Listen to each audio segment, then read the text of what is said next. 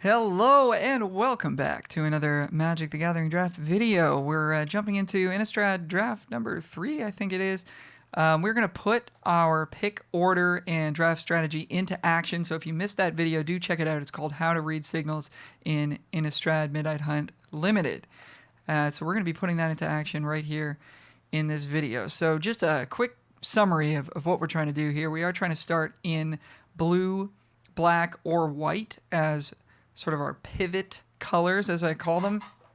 And we want to get deep into one of these colors and try to draft blue-black zombies if possible. It's usually possible to get a reasonable version of that deck, but if it's heavily contested, we may need to pivot off of it. So if we're in blue or black, for example, we're going to be pivoting, trying to maybe get into blue-white or black-white.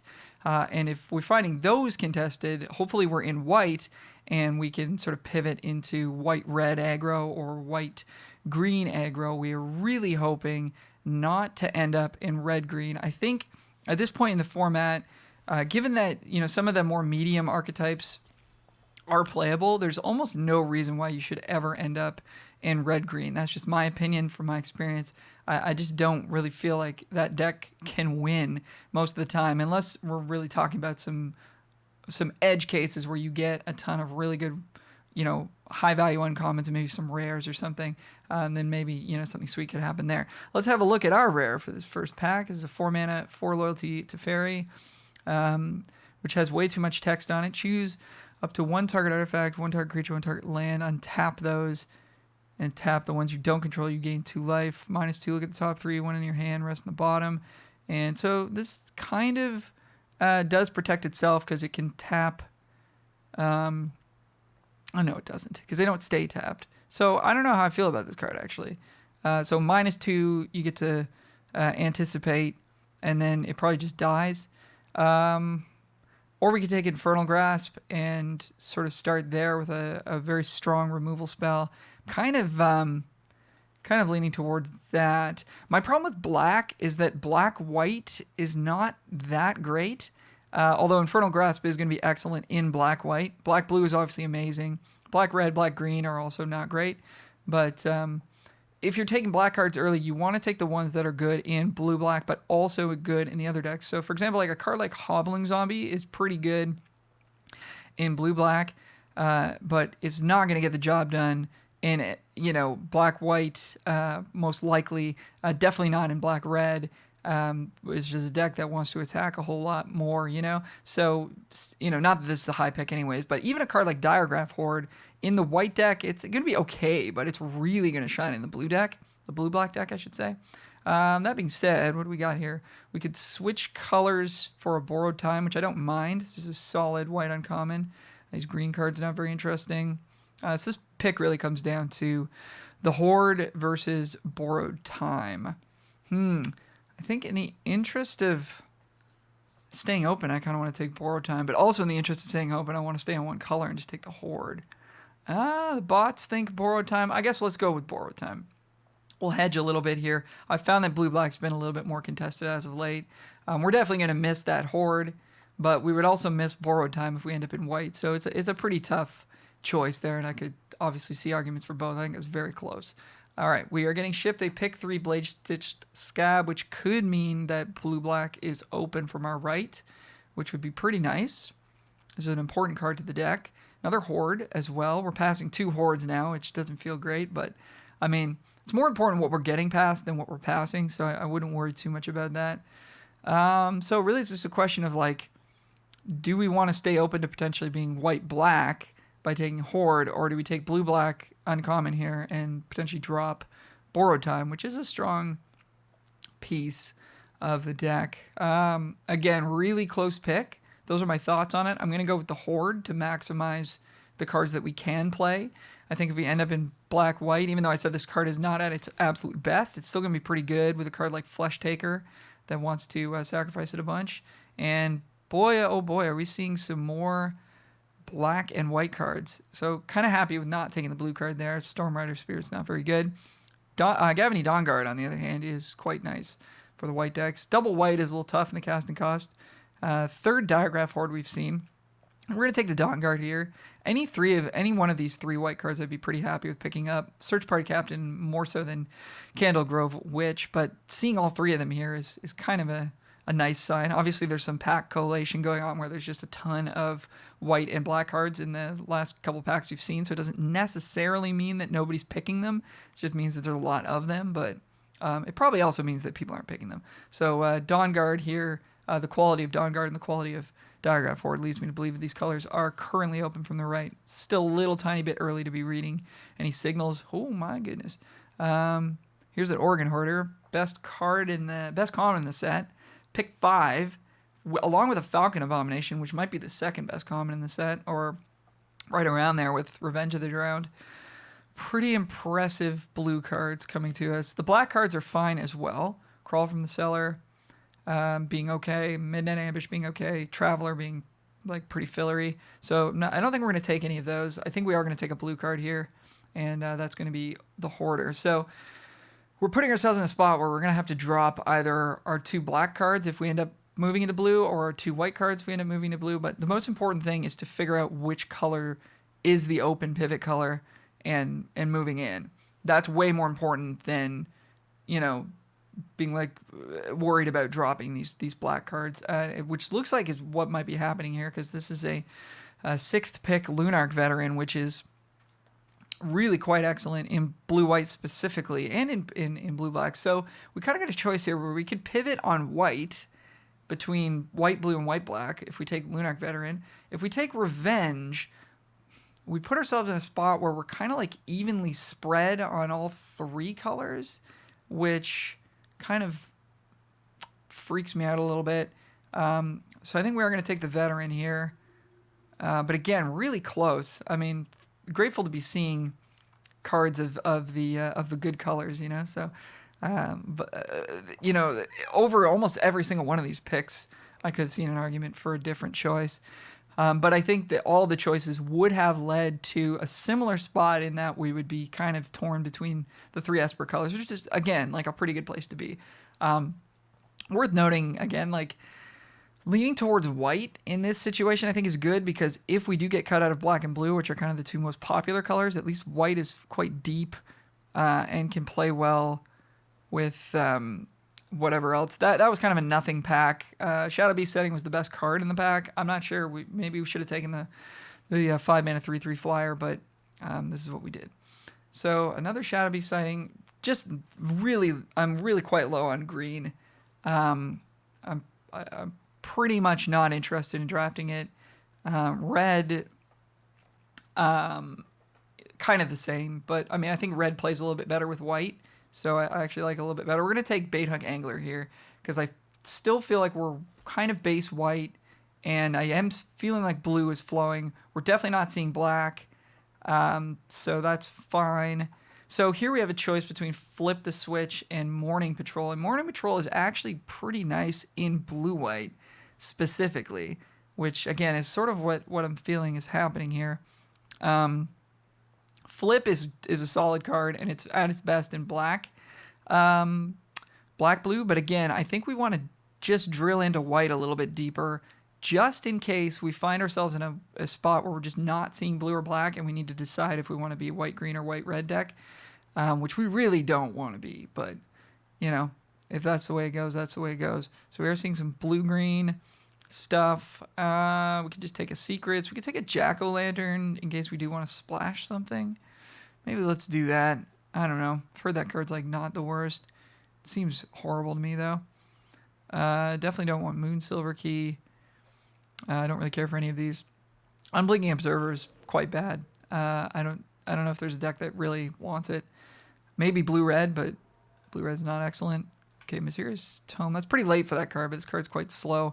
If we do end up white-blue, we do want to just kind of be low to the ground, attacking, getting in there, trying to pressure our opponent, and then sort of win on the backs of some of these flashback creatures.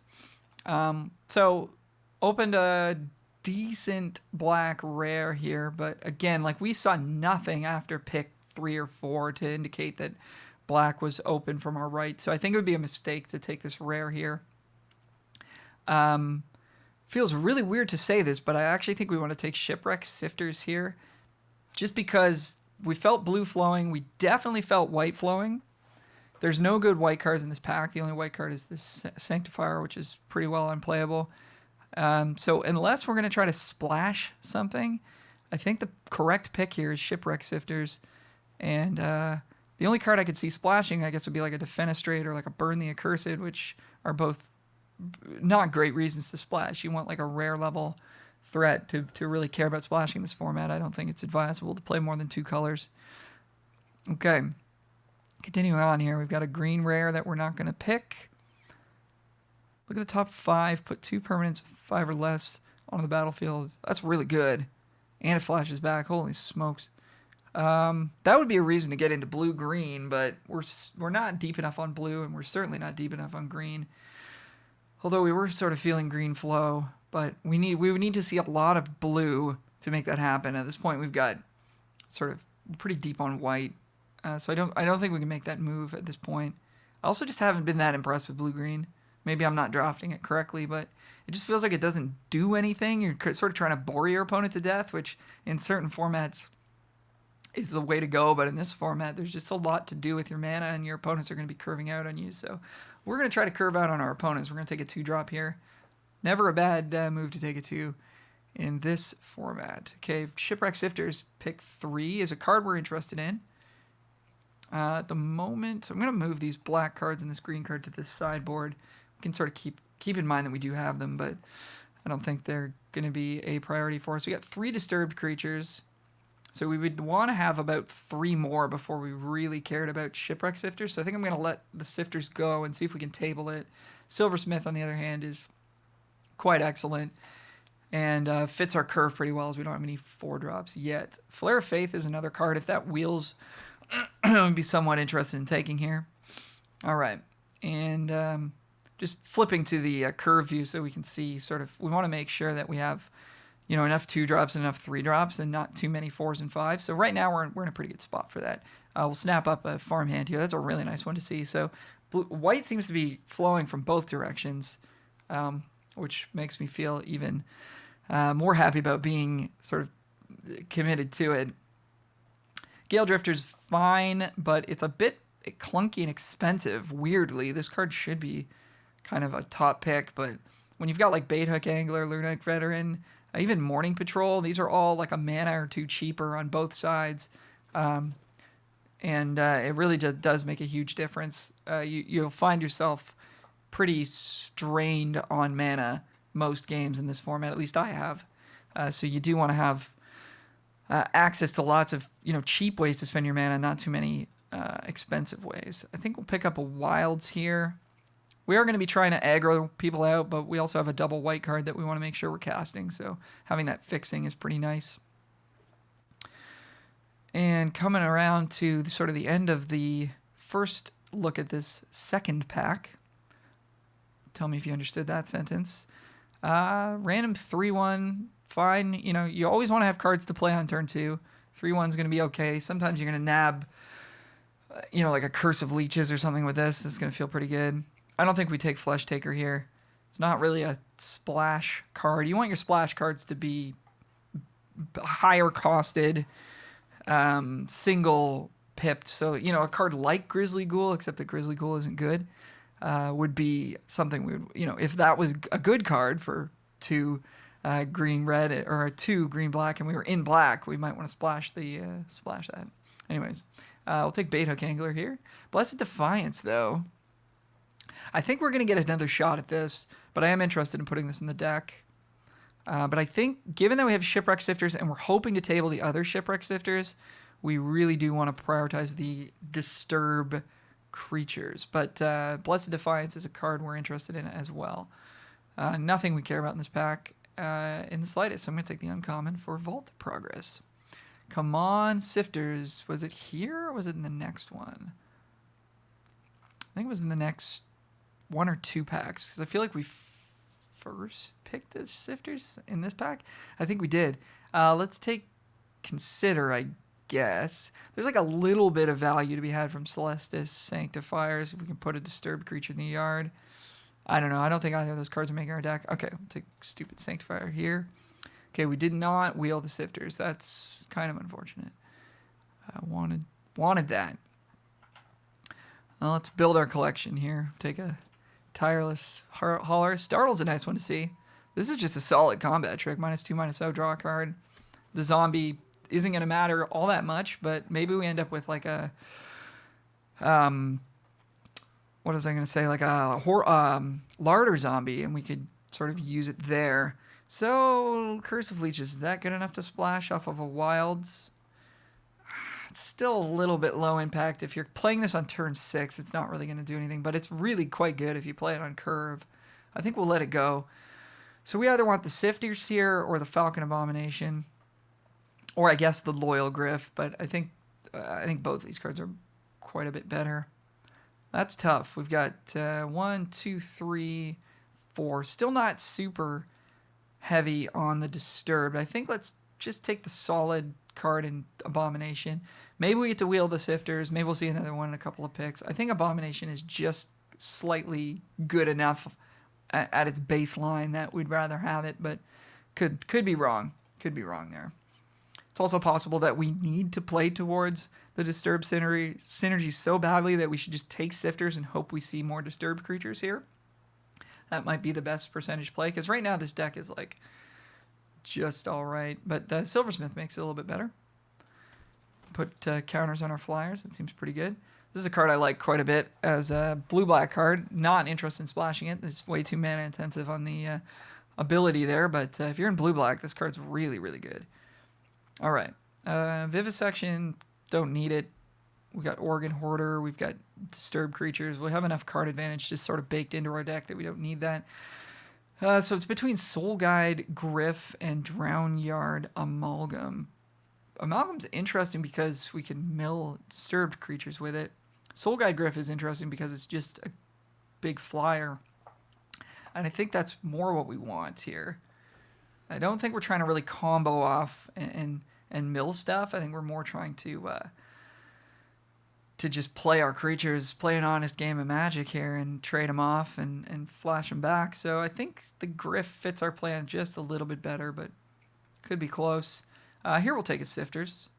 And, like, you know, if we grab, like, one more Angler or Morning Patrol or Lunarch Veteran, heaven forbid, that'd be real nice. The next 3 picks, you know. We'll be pretty psyched to have this. As it stands now, it's going to be fine, I think, in our deck. I think we're still going to play it. Not interested in Revelry. We're going to try to have more creatures than our opponents. And we don't care about drawing one card, so that's pretty bad. Okay, Blessed Defiance, Falcon Abomination. Another close one here. Creature count, 17. This could be the time to take it. I still think we just want the Abomination for just the raw rate it provides. It would let us cut Sanctifier, which would be pretty cool. So I'm going to take it, but again, close. Okay, here, as we were saying, Angler, pretty nice. Silverbolt, also not too bad. We've only got one true removal spell in Borrowed Time. I'm glad we did pick that up when we did. If we'd stuck on black, we would have got cut, and we would have been hurting. Not saying that my decision was 100% correct, but in retrospect it was. Startle is like a kind of a removal spell, so anyways, we're not going to take Silverbolt there. We might take it here, though. Ritual Guardian. Gains lifelink until end of turn. Meh. This card's okay, I guess. We already have creatures with flying. We don't really need it. So maybe now is the time to take Silverbolt. Faithful Mending. I just don't think so. I think it's too clunky. Could be wrong. Totally could be wrong. Okay, how are we doing for 2s? We're doing well. Got lots of 2s we want to play, so we don't need the Commando here. Could take a Homestead Courage. Also not great. I think this card should not be in my top white common. I had 7th best white common. It's probably a little bit worse than that. I think it plays okay in this deck with double Sifters. We'll get to discard it a good amount of the time. That's kind of like drawing a card. Kind of. Flip the switch. Ooh, a 3rd Sifters. I mean, Sifters get better with more Sifters. So you can either pitch them to each other if they're not good, or like if you get a couple of these in play and you start doing your thing, that's pretty cool too. So just 1 or 2 disturb cards away from really being psyched about this whole situation, but whatever. I'll take a Geist Wave. I don't think it makes our deck. We need to cut 3. We're going to cut Sanctifier for sure. I think we're cutting Jack-O-Lantern, so we don't have any splash cards. And Storm Rider Spirit Show. I don't think we're playing it, though. Oh, yeah, and we got Wild, so we just need to cut 1. Okay. Okay. So we just need to cut 1. So pretty straightforward here. I think we just cut Consider and move on with our lives. It could be Homestead Courage as well, but I think with triple Sifters, we're going to get enough value from discarding this, so it's going to be worth it. Same could be said for Consider, because you could, mill over this or whatever and get value that way. But it just doesn't really do anything. It's just kind of air in our deck. Whereas, like, Homestead Courage, I think, does add a little bit of value. Triple Sifters is going to be pretty nice, actually. Triple Angler, Lunarch Veteran. I think we're going to get some reasonably sized Sifters here. And if we don't, maybe we'll just discard them to each other or chump block with them or something. I don't know. But this deck looks okay to me. We'll see you for round 1. Back with some round 1 action here. As always, please do click like and subscribe if you enjoy what we're doing here. We're on the play. I like this hand quite a bit. We got our choice of 2 into a couple of Silversmiths. So we're definitely keeping. Are we going to start with the farmhand or the witch? That is a pretty good question. We don't need to find our 3rd land. I guess that answers it for us. We want to be able to block that. So let's go with the witch. This card is somewhat scary. For me, black-red hasn't really worked out that well, just personally. Black's commons are kind of torn between wanting to be, there's a couple of aggressive ones, but there's a lot of more tempo-y ones for the blue-black deck, so it's hard to just get into the deck. But, I mean, this is a good start, and it's, obviously when the deck comes together, it can be quite strong, but I just feel like there's a high fail rate inside of the draft. That being said, our opponent is kind of in charge here, so I don't think we're going to attack. We want to block. We have good trades. We can trade with the Perforator, and they're coming in with both. They're hitting us for 1. So if we block Stinger with the Witch, they can spend 3 mana and just kill it. So that's real good. Farmhand does become a 3/3 lifelinker at some point, which could be pretty good as well. Let's think about Coven for a second. When we play this, put a counter on... let's say we trade the Witch off here. Put a counter on the Farmhand counter on this. That'll be 3 power and 2 power. And then when we play this, it'll be 3 power. So we won't have Coven just yet. The second Silversmith will get us there. I think. Yeah, it would. So that's a bit of a ways away, but the concept of having lifelink at some point, I think, is important enough that we should trade like this. Because our opponent's clearly beating down here, and we would like to eventually try to stabilize. Alrighty. So if we hoard rather than Silversmith, our blocks are considerably worse. Silversmith comes down as a 3/4 to block this. Obviously, they can flash it back at some point, but it also blocks their Stinger, so I think Silversmith is the way to go here. And we'll pass the turn. So even though we are kind of an aggressive deck, we're hoping to play a little bit of a longer game than our opponent is. They came out of the gates pretty hot. And they sort of have the upper hand on the battlefield. So we're trying to stabilize and win a little bit later with our flyers or things like that. Okay, so the second Silversmith gets us to Coven.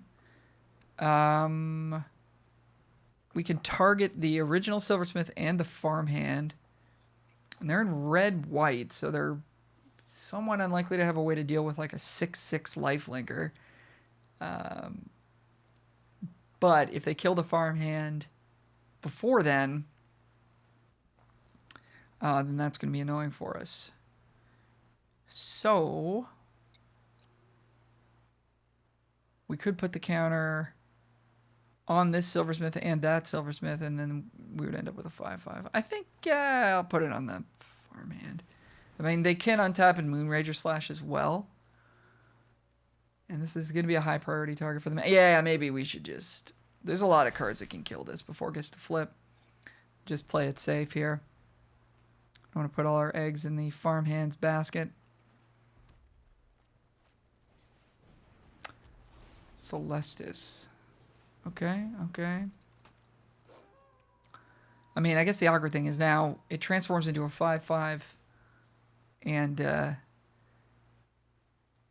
you know they can still kill it with the 5-mana red spell. Is it sorcery speed? No, it is not. So we can play Sifters. I think we want to play Organ Hoarder and then see where we're at. Because if we draw a disturbed card off of Organ Hoarder, then we can discard it to Sifters. I don't think we're flipping this right now. It can't attack, so yeah, let's do it that way. That's a lot of good cards. Kind of just want to discard the... or kind of want to take the Borrowed Time or the Flyer. I guess we're going to get the Flyer out of this Lunarch Veteran anyways, though. Jeez. And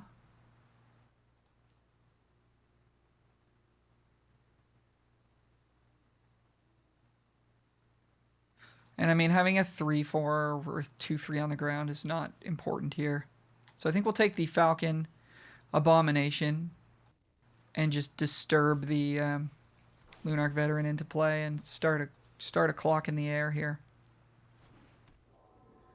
So now our opponent's in a spot where they're not under a ton of pressure, but they're going to have to deal with a couple of creatures in the air, and then eventually we're going to have a lifelinking farmhand coming at them.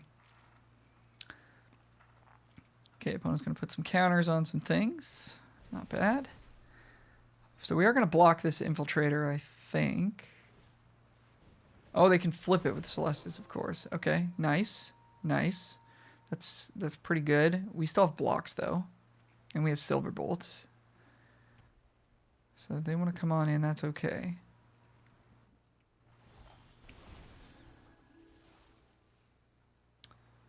Okay. Getting some value here. This is cool.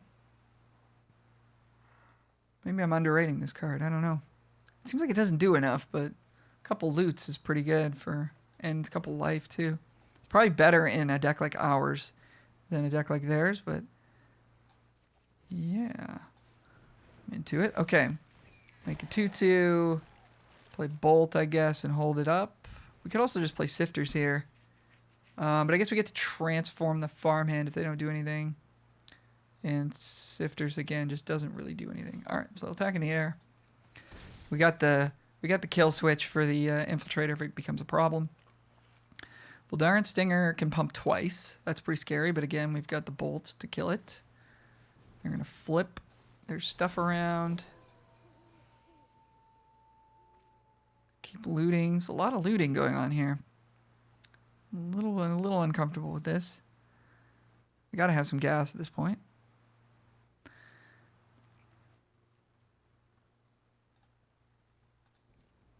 All right, they're going to pass the turn. We're going to flip the farmhand. If they want to kill it in response, that's fine.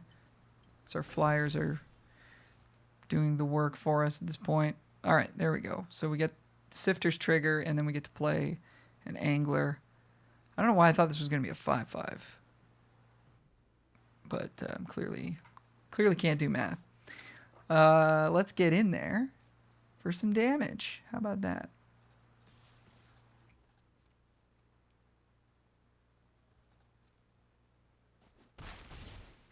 Well, this day-night flipping, though, is freaking me out. Sifters.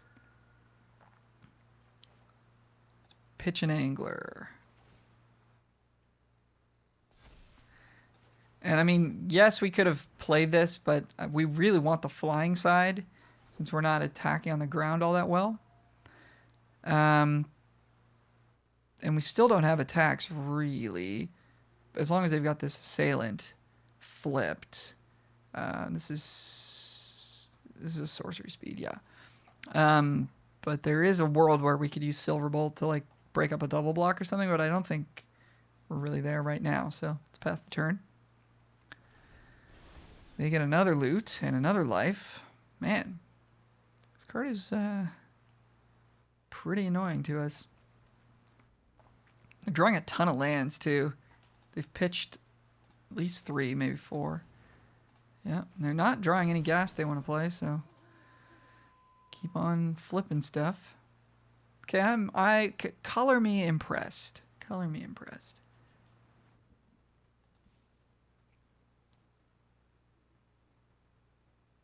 Still like our spot a little bit better, but all right. Are we going to kill the assailant? I don't think so. No. Another angler.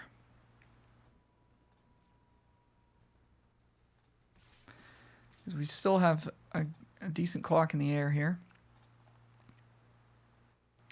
Killing the assailant doesn't give us any attacks, so we'll leave it be.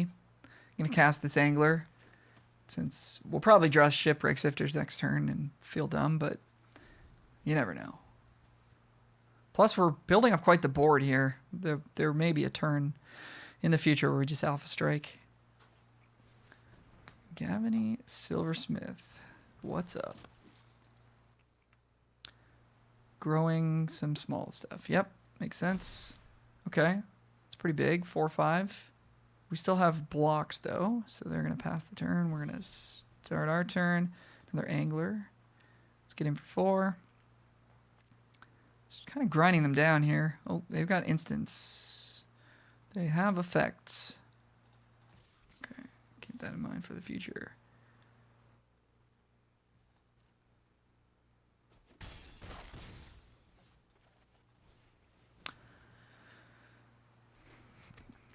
So, a bit of a snoozer right now, but I don't know. I don't know who's advantaged here. I mean, we have the clock, but they've got the they've got the raw card advantage off of the Celestis triggers if they want them. Okay, no attacks, pass the turn. Let's try to get in. They got 6 mana up that they did not spend, so something is afoot here.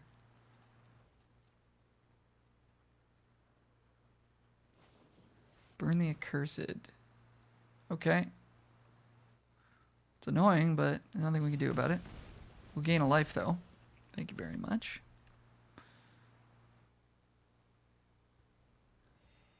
And slow burn here for our opponent.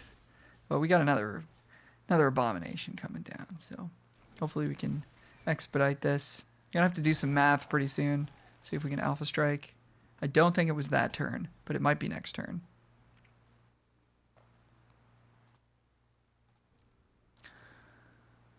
In for 4.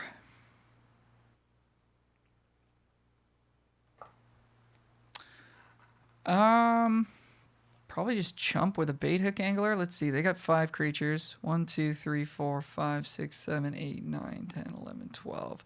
They can block 5 of our things, so they would block here, here, here, and here, and here. So we deal them 1, 2, 3, 4, 5, 6, 7, 8, 9, 10, 11, 12. So on the Alpha Strike, we have them, even if they activate Celestis. Plus, we can kill their Harvest Tide Assailant. So I actually think we just take 4 here.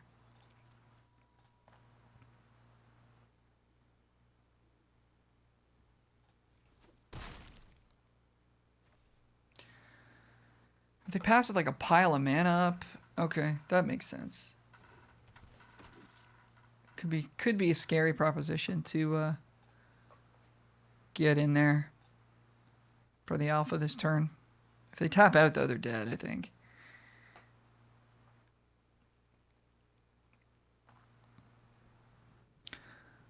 I mean, they're currently dead on board. I would just like hate to just lose randomly. Okay, so they have to have... they have to have Blessed Defiance to not die here. Is that worth it? Is that worth the risk?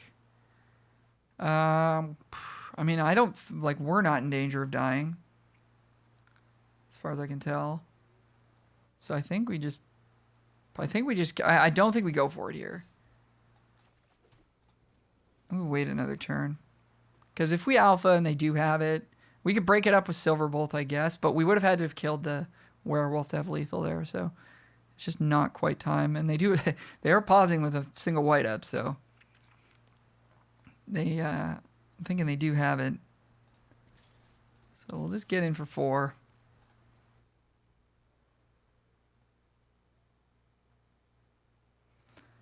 And, I mean, they could just play it on their 4-5 or whatever, and then we can't break it up with Silverbolt.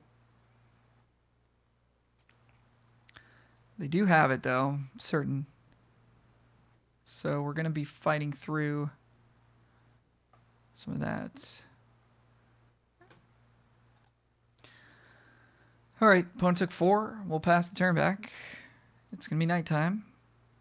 So we get another loot. There's nothing we can do there, though. Unless we wanted to suicide a bait hook angler, which actually might have been. I mean, that gives them the option to play the trick. Surprised they didn't play it last turn. They must have just drawn it. Or does the creature have to... The creature has to die in order for them to get the 1/1 token. So maybe that's why that doesn't make sense. I don't know.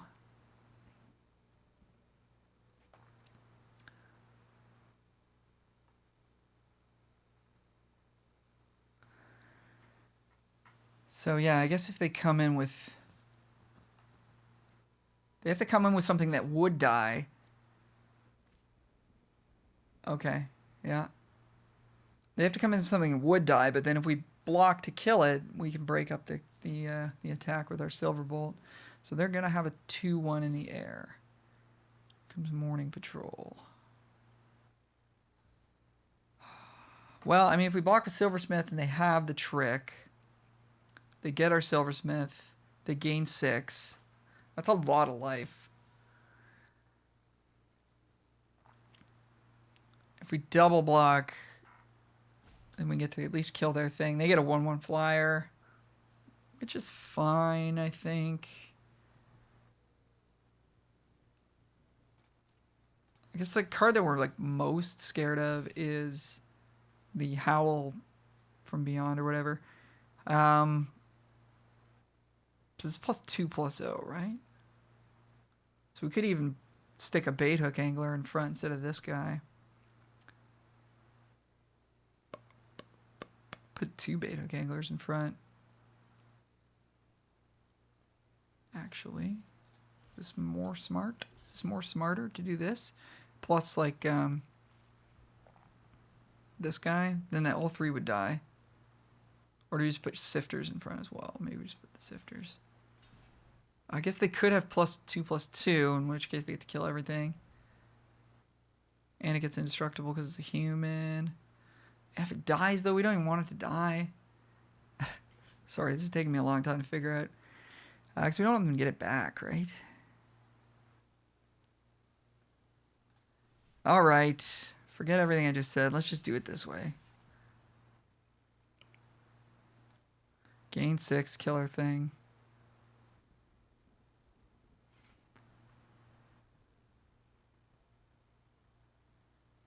It does kind of put us in a spot where we don't have blocks on that, though, after this turn. So maybe I'm making a mistake here. Okay, well, there it is. We knew they had it. Yeah, you know what? I don't know. Maybe I don't love this decision from myself. We gain a life. They gain 6.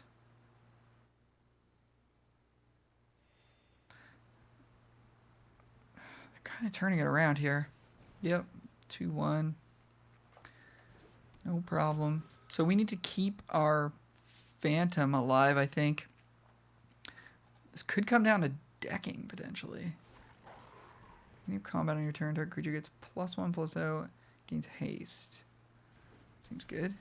And it's a 3/4. Do we want to kill that? Does it gain trample? Does if it's on the backside.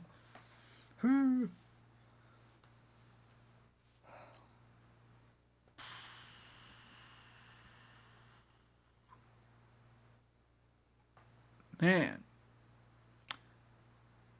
So many things we want to kill here.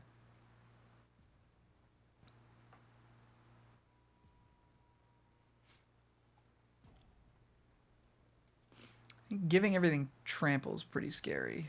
So I think we are going to kill this. And I think we might be winning by decking here. Because they're... I guess it's a May ability. But if they do this, if they loot enough times... Okay, they're thinking about it too. Yeah. Okay, fair enough. But they still gain life. Boy. This is a game. We're in it. We are in it. I guess we want to get in with the Drifter. Or do we want to get in with the Abomination? If we get in the Abomination, they trade off, obviously. If we get in with the Drifter, they attack back. We trade off. I feel like we want to keep the Phantom around. I think we just get in for one.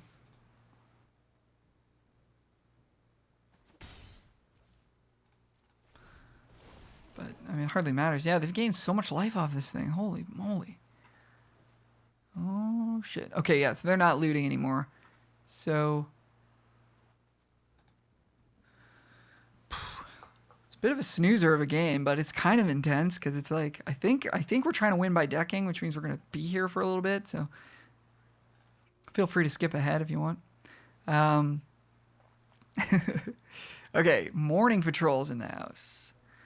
So we can start just chumping with beta ganglers to get more flyers in. Or we just try to actually kill that thing and give them another creature in the air. They could have another trick.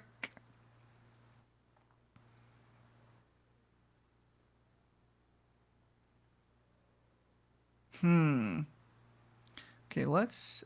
I think we should have killed this last turn. I think I made an error in not doing that. Let's put these two in front. And if they got +3/+3, would give indestructible, so there's not really a purpose in putting another angler in front. Is there? No. So I think they're just trying to get into the graveyard. I mean, if they have a trick, that's really good too, but... Yeah, they do have a trick. Trample. Oh, man, I was not thinking about that card. Gross. So we should have put the other angler in front. That's gross. Stolen Vitality. That's a nice one. It's the only thing about +2/+2. If it's a human, it gets +3/+3 indestructible. Okay, well, that was a turning point. We're kind of in trouble now, I think. I don't think we're attacking them anymore. Alright, well, we can finally destroy the stupid Celestis. It's kind of done its job at this point, but... Oh, sorry. Apologies for that sound there. I mean, we do want to kill the Celestis, right? I mean, they're not using it to loot anymore. They're just using it to gain life. And at this point, we're not killing them. Maybe we just need the body more. I don't think we can kill them. I don't think we can kill them at any point before they would just deck out because they're at 17. Let me think.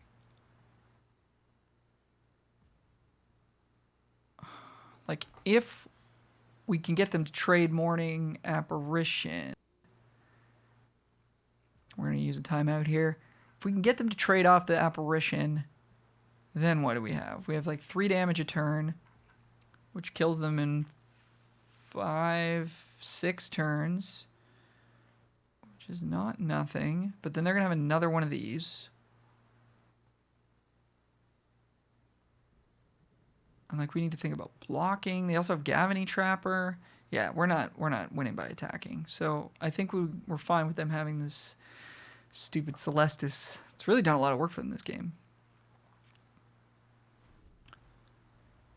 We just need them to deck out. Flip to Knight. Okay. Oh, they are going to loot. Yeah, I mean, I feel like we might just die here. Eventually. To their creatures. Because they've got the combat tricks and we don't.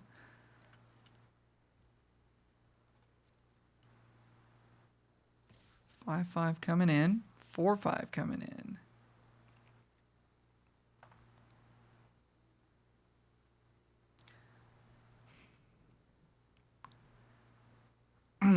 So I think we're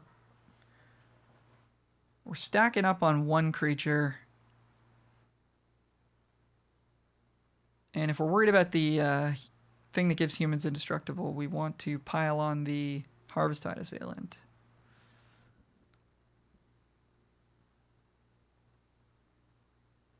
Do we want to cast Cathar Commando? I don't think so. So Angler,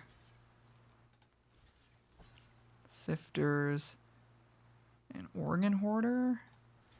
That puts 7 in front. So if they have +2/+2, it dies. If they have +2/+0, it dies. If they have +3/+1, it dies. And we take 4.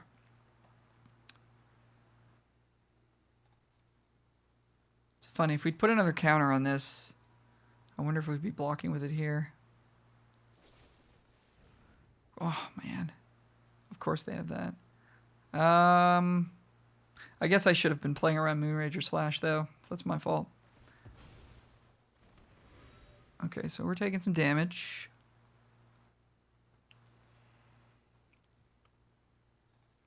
Unless we find something here. Nope.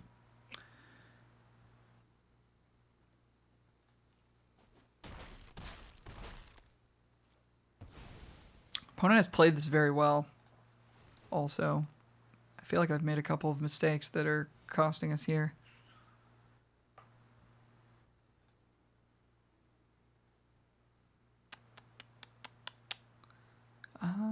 It's currently night, so we'd prefer not to make it day. It doesn't really matter at this point. Their life total doesn't matter.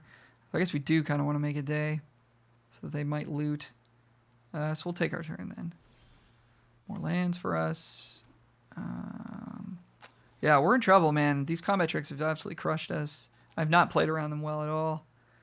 So we're now in the hurt, feeling the hurt. Let's grab a land. So let that be a lesson to all you folks out there. Play around the combat tricks properly, not like me. Not like me.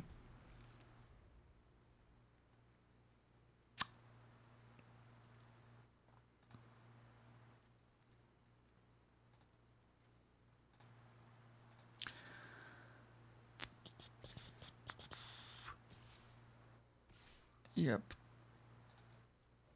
It's going to be time for them to Alpha Strike us pretty soon, I think. Okay, let's flash this in. 5.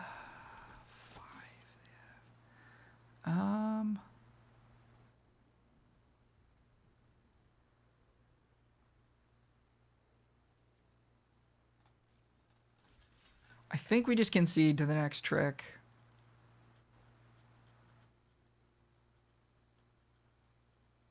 Actually. Okay, they're not going to pump. I was thinking they were going to pump there, and that would actually get us... Maybe we were actually dead to a pump there. Yeah, we were. They put us on having a trick. Okay, we gained some life.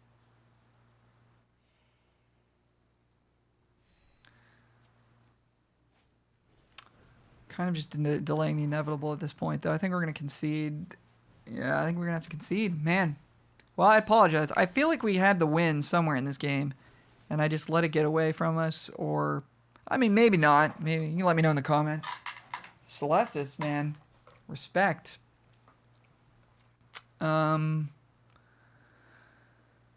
Yeah, I mean they're gonna double. They're gonna tap Alpha Strike, and we're gonna die. But I guess we'll just play it out.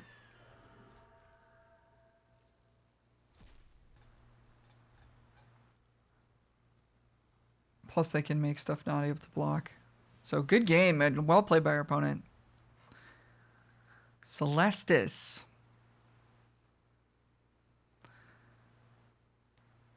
So tap Soul Guy, Griff, and Alpha Strike. And a couple good combat tricks too. If I'd played those combat tricks a little bit better, it's possible we'd still be in this, but there you go, that's round 1. All right, we're back. Round 2, opponents on the play here.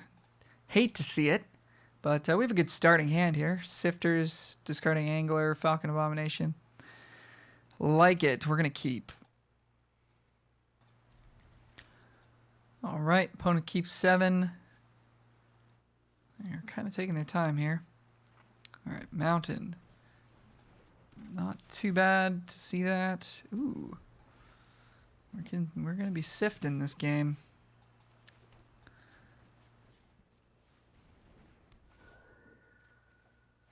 I think we discard the Angler. Better than discarding Sifters, of course. So we essentially get to kind of draw this. Oh, God. All right. Ooh. So next turn we want to Silver Bolt this. It's a shame we didn't start Silver Bolt in our hand, but this will be a 3/4 out of range of Bolt. And then we get to flashback Lunarch Veteran? Oh, no, we don't. But we do get to cast Bolt. That makes our mana awkward next turn, though, doesn't it?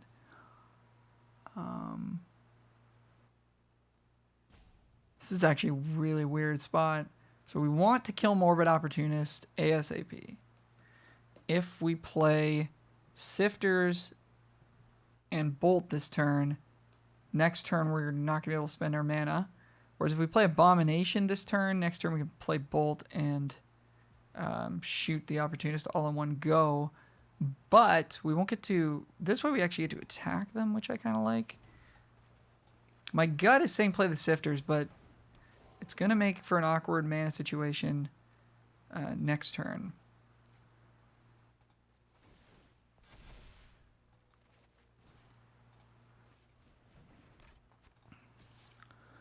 But we get in for 3 here, putting the pressure.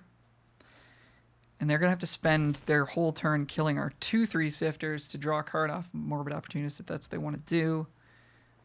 We're going to get to kill their Morbid Opportunist. I think this is a good spot for us. Oh, interesting. Okay. We use 2 cards to kill our bigger thing. That's also fine.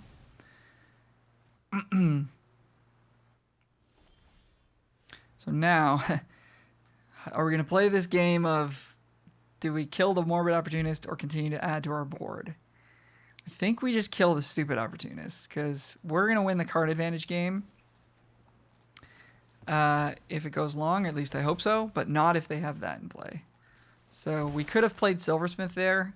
Maybe, you know, some folks will feel that was a correct move. But if they just go removal spell, you know, whatever, like we're just going to fall way too far behind. So that's the choice we made. This thing is pretty scary. So we want to spend 5 mana this turn, so we're going to play Abomination and I suppose Luminous Phantasm. Luminous Phantom. Yeah, and then next turn we can pump up our flyers. So does that mean we want to play Bait Hook Angler then? So we actually have a 2/3 the following turn. That sounds good to me. Okay.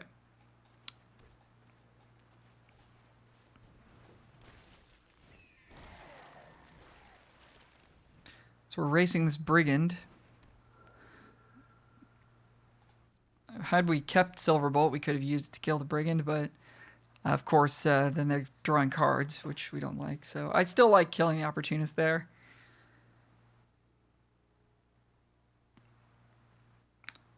But come at me. Come at me if you think I was incorrect. Vampire Socialite is in play. Scary card. We are going to take some damage. No, we're not. I would have attacked there. They give it first strike. I think there was an attack to be had there. All right. They've got 2 mana and they want to spend it on something. So that might mean they have some kind of a removal spell. I suppose we're starting with Silversmith. No, I suppose we want to start with Veteran to try and gain life if they're going to kill something in response. Yeah, let's do that. Let's do that. Yeah, they do have... Well, I mean, they have the Brigand. Could just be the trigger that they're holding on to, but I feel like they've got instant speed, deal 3, uncommon red. Let's pump up our team, though. Let's do it.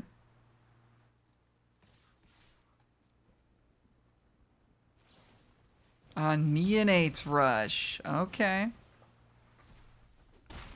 All right. That's not as bad for us. 2-turn clock. Hitting for 3.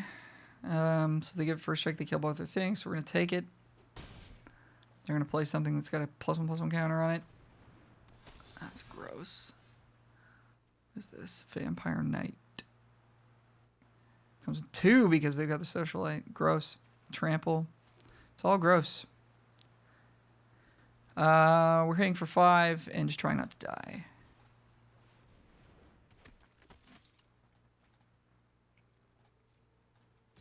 Right? Or are they dead? No, they're not dead. Next turn, though.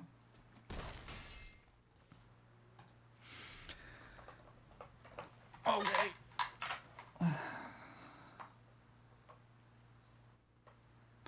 We could actually take a hit for quite a bit of damage here. Coming in for 7. I think you send the team here. I think we're just going to take 7. Is there a double strike spell in red? I don't think so.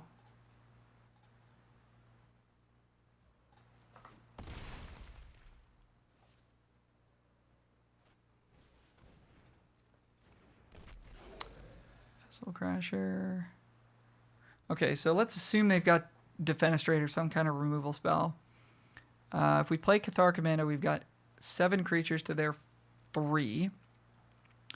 Let's assume they can kill Falcon Abomination. Block this. Block this. They would still take 2, 4, 6, 8 and be dead. So I think we're going to go for the Alpha Strike here.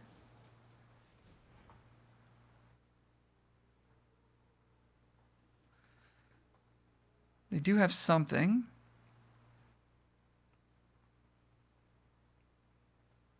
Could be a Neonates Rush, potentially. But I still don't think... I don't think they can survive this Alpha Strike here.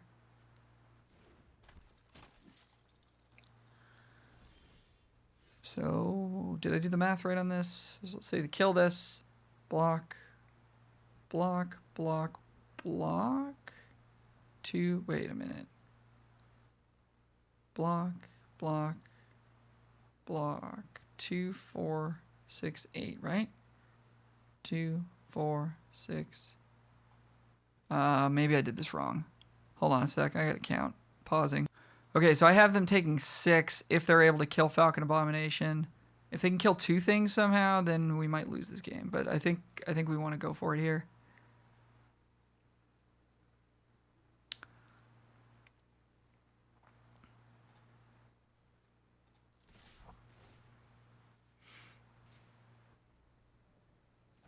Yeah. Okay. Sorry. Not great at math over here. See you for round 3. All right. We are 1-1. And we are going first. So we're going to start with the Veteran. That's probably worth it. We could pull another... we could draw another Disturbed Creature to get the Sifters going. I think I'd rather just develop our board by playing the Veteran into Candlegrove Witch. We can always play this later. Plus, we could end up in a spot where we're looking for a land, In which case, on turn 2, we might just play this anyways. I do think it's correct to play Veteran here. But I recognize that it could be right to hold it and just play Sifters, because we might need to play Sifters anyways to try and find a land, in which case that's value for us. But we also do have 3 Bait Hook Anglers and a Morning Patrol to potentially draw as well. That makes our Sifters better. Okay. So I guess we just discard Sifters to Sifters unless we do draw, because we want to find a land, right? We definitely want to play Sifters and not Candlegrove Witch this turn. Let's get in for 1. Play Sifters. If we find a land, we discard the other Sifters. If we find a Disturbed creature, we could just discard it. We're going to discard Startle. Yeah, maybe we just pitch Startle then. Because there's still a chance we draw Disturb next turn, play second Sifters, and find our 3rd land that way. There we go. There we go. Let's go, folks. Let's go. Oh, yeah. Had it the whole time.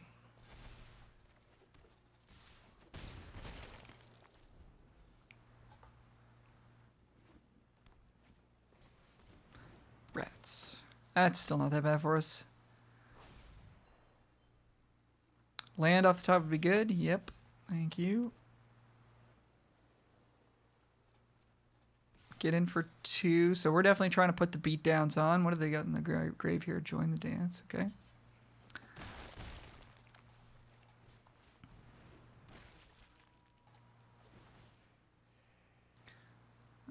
Easy decision.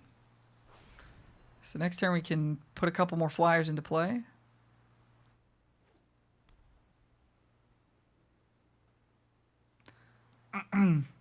Also, we've got Candlegrove Witch, which does have Coven at the moment. So we may want to play that, as it's a bit faster of a clock. Gives them a chance to exile this somehow, but not really sure how they're doing that. And we don't really have attacks here because we don't want to... This card is, like, pretty impressive, I think. You just really don't want to kill it. Anyhow.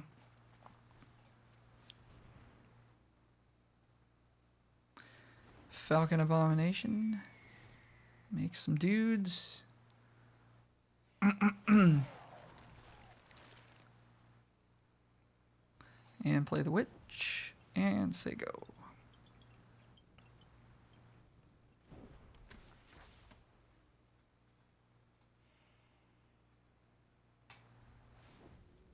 So they have something, eh? They must have the they must have Blessed Defiance in hand, the single white. Definitely got to keep that in mind. One plays a forest, and they're either going to flashback, join the dance, or do something else. And we just take it. If they come in for 2, we're just taking it. We've got lots of life. Don't want to mess around with any combat tricks or anything like that. Okay, opponent flashes back, join the dance, and they're going to pass the turn. For what it's worth, I think they had a free 2 damage off of this Morning Patrol. They could have gotten in. So we're either playing Abomination, Angler, or we're just holding it for Storm Rider Spirit.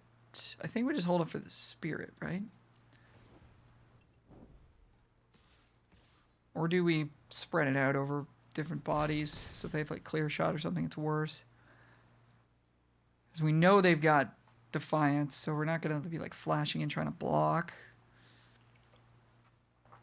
So yeah, let's get this out of our graveyard now, I guess, and we can always play the Spirit in a future turn.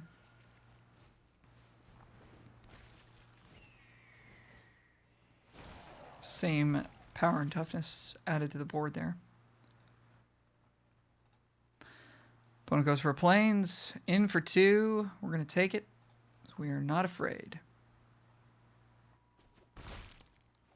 Are they dead to an Alpha Strike too? I didn't even think of that. I think they are. But, I mean, Defiance gains them 4 life, so they're really at 14.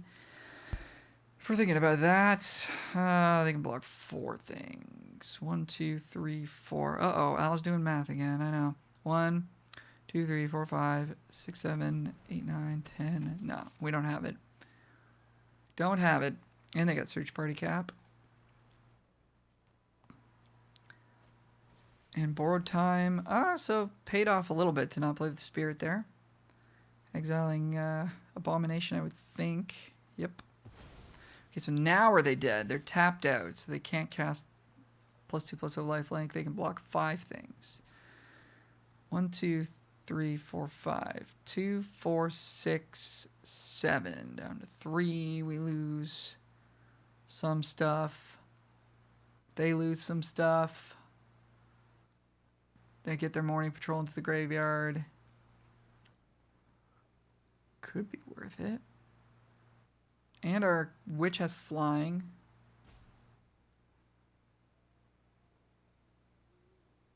I think it's worth it. I think it's worth it. We're going to lose our zombies for sure. But they're going to 3. That's so good for us. They can gain some of it back. We're going to have like some creatures in the air though. I think we're supposed to go for it here. Forgive me if I'm making a grave mistake. Plus we've got Stormrider Spirit coming down to add to the pain here. Okay, I like that. But they can't really double block. So this farmer can like just, yeah, bounce off of Sifters. They can eat Lunarch Veteran, I think.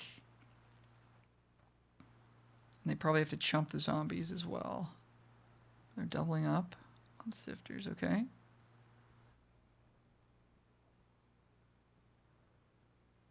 Okay, they're currently dead on board. Okay, now they're not dead. Alright, guess we want to kill this token.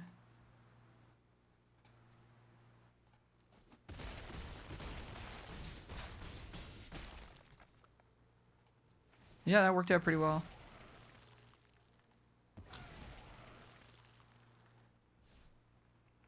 So they can attack us and gain 4 life this turn if they do have Blessed Defiance, but we're cracking back for considerably more than that in the air with this Stormrider Spirit. So you can pitch this to Sifters as well, eh? Yeah. Unlikely to come up, but in a game where you're strained on mana early, you don't see yourself being able to cast a 5. That could be a good value. Alright, opponent's got Dawnheart Rejuvenators, so they're gaining 3 there. So in tandem with Blessed Defiance, they could get themselves out of range, but they don't know that we've got super secret Stormrider tech. They're actually just dead on board. They have to do it if they're gonna play. If they're gonna play it, they have to do it. So they're gonna do it here, and we are going to take all of this damage. So we're 27. There it is. Okay, so they go to 9. 2, 4, 5, 6, 7, 8. We're just shy of being able to kill them. But if we draw Dawnguard, or the thing that puts counters on things, we could kill them. They have 2 blockers for those. 2, 4, 5, 6, 7, 8. Yep. So that's it. My morning patrol here. Get in there.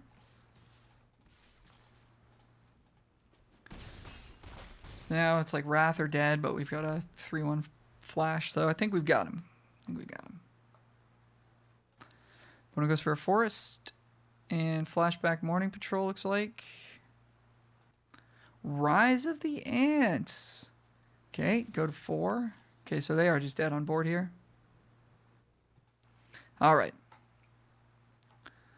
Victory. See for round 4. We're back. We are 2-1.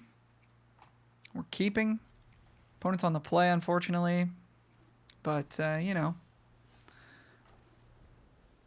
we've battled through worse.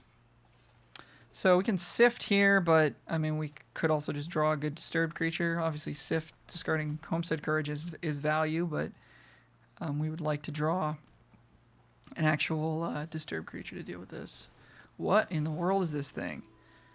It's a werewolf. It's ward, discard a card, enters the battlefield or attack, exile one target card from a graveyard, and drains you. Well, that's a huge problem for us. Yeah, that's an enormous problem for us. Let's, I guess, sift.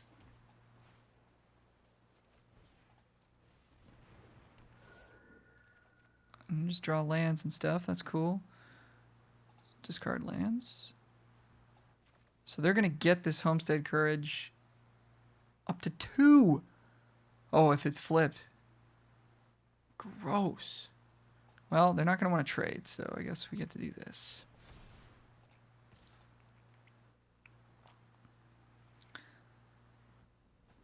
Pop. So we got to make sure that we're casting our disturbed stuff right away if we're going to put it in the graveyard.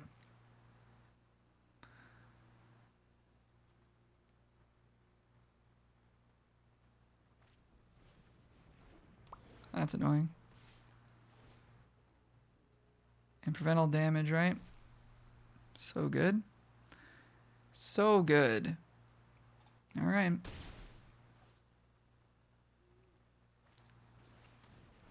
Well, this card's real good against us. Ooh.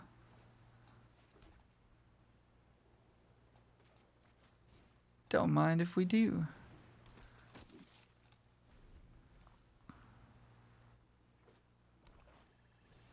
Of course.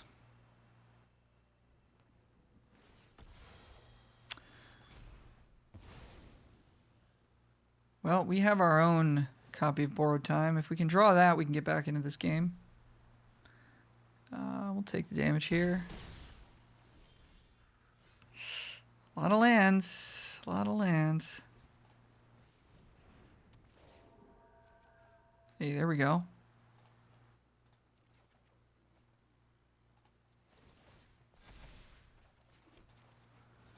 Okay, we're back in it.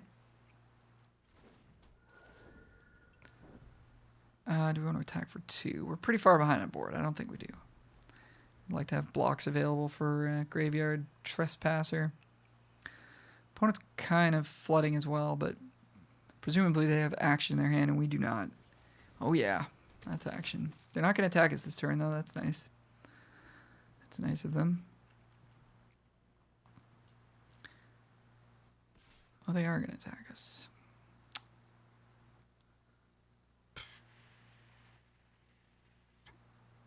I guess we're trading. Jeez, what do we have to draw to get out of this? Borrowed Time or the Bolt, Silver Bolt would be good. The Cathar that destroys an enchantment would be okay. We still have double blocks on the Trespasser. I think we do have to trade here. So taking a pile of damage is not going to be good for us. Oof. Sifters. Okay, well, that's good. That's really good here because we've got excess lands to discard. So that's excellent for us. Flesh Taker. Just drew a few too many lands this game.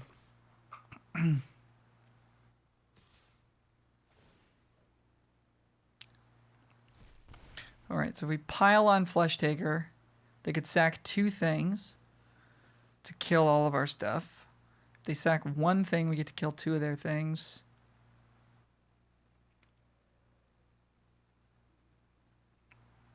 And they get to kill 2 of our things. That doesn't seem that bad to me. If they have a trick, we're just dead, but that's pretty much true anyways. So we just have to hope that they don't. Because otherwise we're taking 5 here and then, like, yeah. There's just, I don't see a way out after that. We're still getting one of their creatures dead. That's kind of cool. I guess, right? Right? Okay, so if we can find Silverbolt, we can stay alive. They probably have another piece of action in hand. Okay, nice. It's a good one. Anything that's not a land at this point is valuable. We still have another Sifters in the deck? No, we don't. So we could just play this land out. So I guess we should.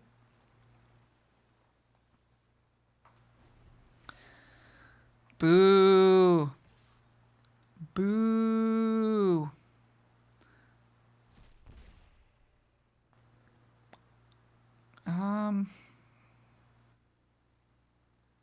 Is it time to block with this witch yet? If we draw Gavany Silversmith, it'd be nice to have the witch around.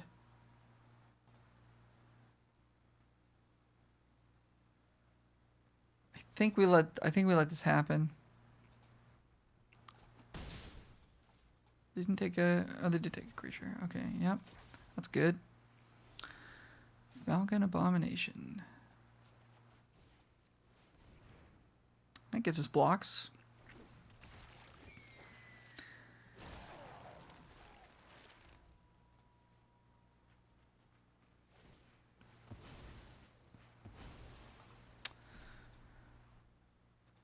Kind of, but not actually, because we're just dead on board if we block. Or if we double block, that is. So they should come in with everything here.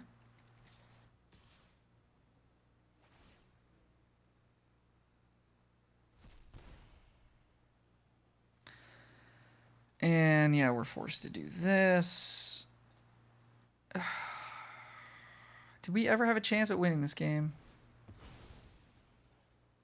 Doesn't feel like it. I think we just kind of flooded out.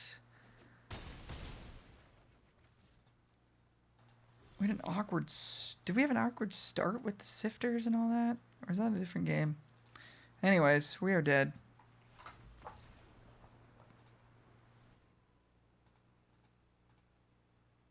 Just never had the upper hand in that game. It felt like that rare was real good for them. Alrighty, we're back. Opponent goes first again. Can we attribute our losses to not going first? Maybe. We got a 2-drop and a 3-drop and our choice of 4s. So this is a good hand on the draw. This would actually be, as much as I'm complaining about not winning the die roll, this would be a sketchier hand on the play. We have an extra draw step to find our 3rd land and 4th land, so that is helpful.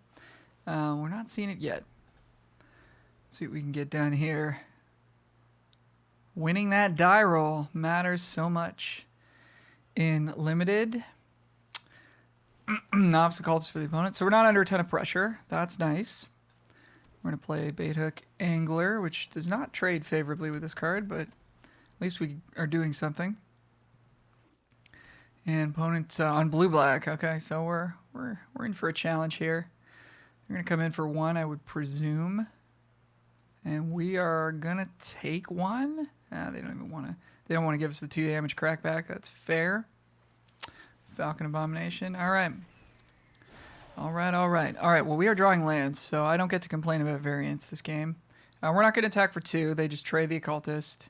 We're going to play Abomination and see what they do. I mean, if they attack us, like, we don't want to trade here because we've got Silversmith coming down. But we also don't want to take a pile of damage. Oh, sorry about that. All right, opponent's coming in for 1. We're just taking 1. Do apologize for the interruption there. All right, 4th land. Opponent's got no play for turn 3, so obviously screaming flip the switch here, which would be quite good. I mean, anything that we want to do here, if it gets flipped, we're going to be not feeling good about it. We can attack them for 2. That might be a good place to start. Anytime you're afraid of a counterspell, if you can attack first, it does put pressure on your opponent to potentially interact with your creature and then not have mana up for the counterspell.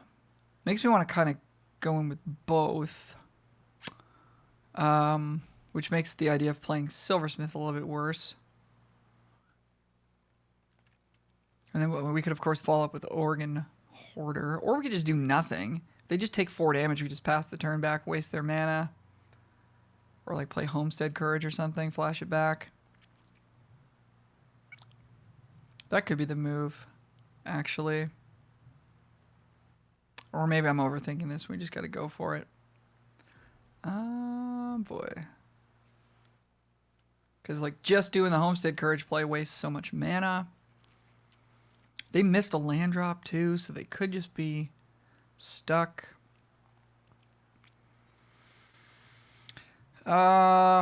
I think we keep it simple. I think we just play the Silversmith. If this sticks, we're super far ahead. If it gets countered, we get to attack them for 2 to 4 damage. They could also just have Defenestrate or something. If they'd flipped, they would have fired it off by now. Yep.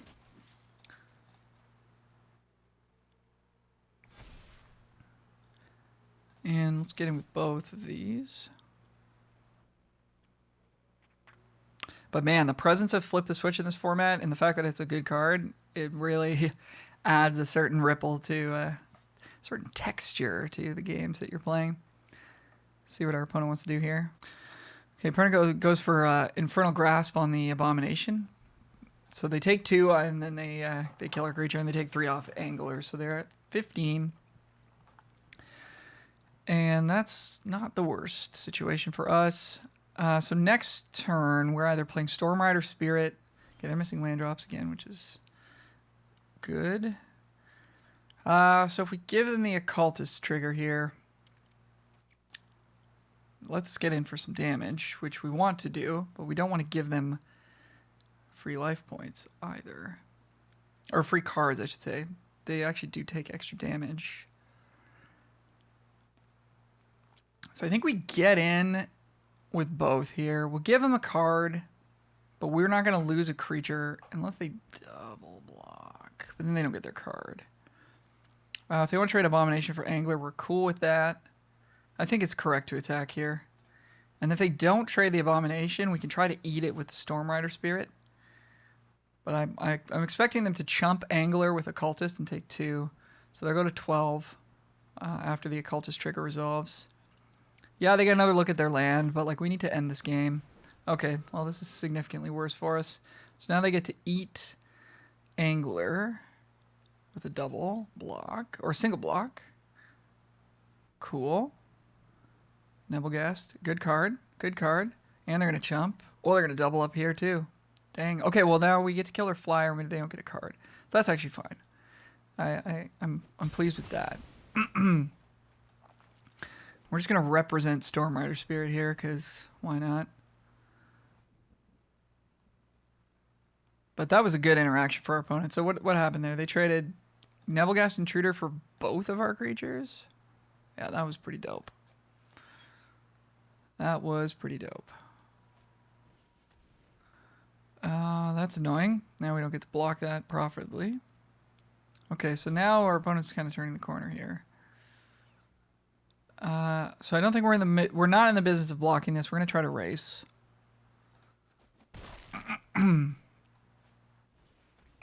Yeah, that's a scary card as well.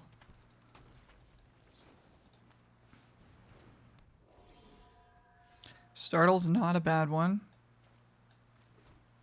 Are we going to use it this turn, though? I think we want to go Organ Hoarder into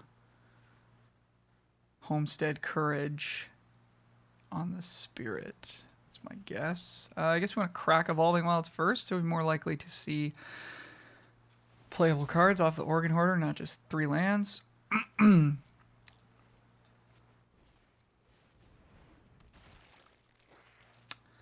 All right. So I guess we want to put the Veteran in the graveyard and put the Farmhand in our hand. Yeah, that seems right.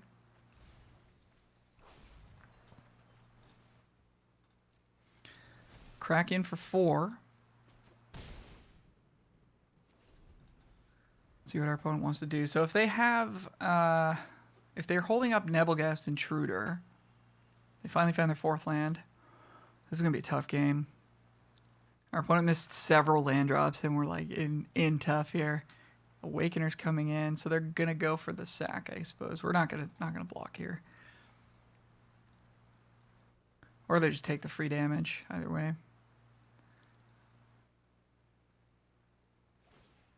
Yeah, sack a cultist, try to draw more lands, deal us 4. All seems good to me. Okay. So at least they're tapped out. And we have attacks.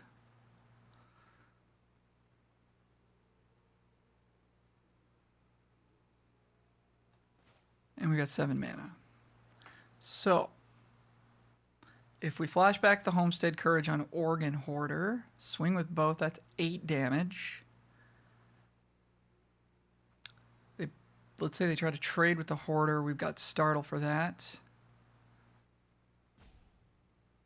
And we're in a pretty good spot at that point because we've got blocks on the Demon as well.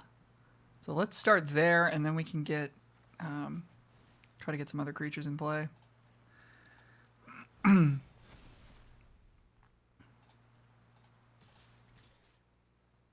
I guess if we swing with the zombie that presents lethal, forces them to block. And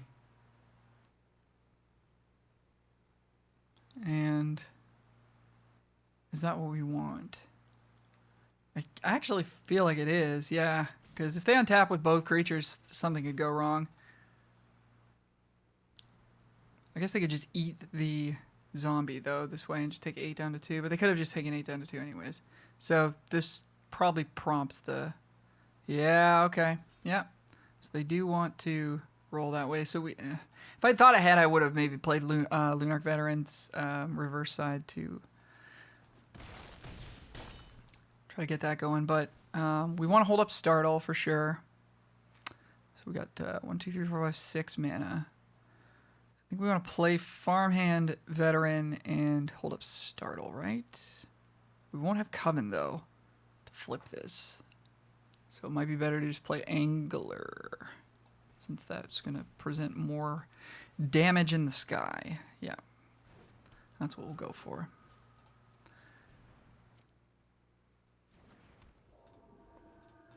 Okay, so we're in a pretty good spot. I don't know. I wouldn't put it past blue-black to get out of this somehow.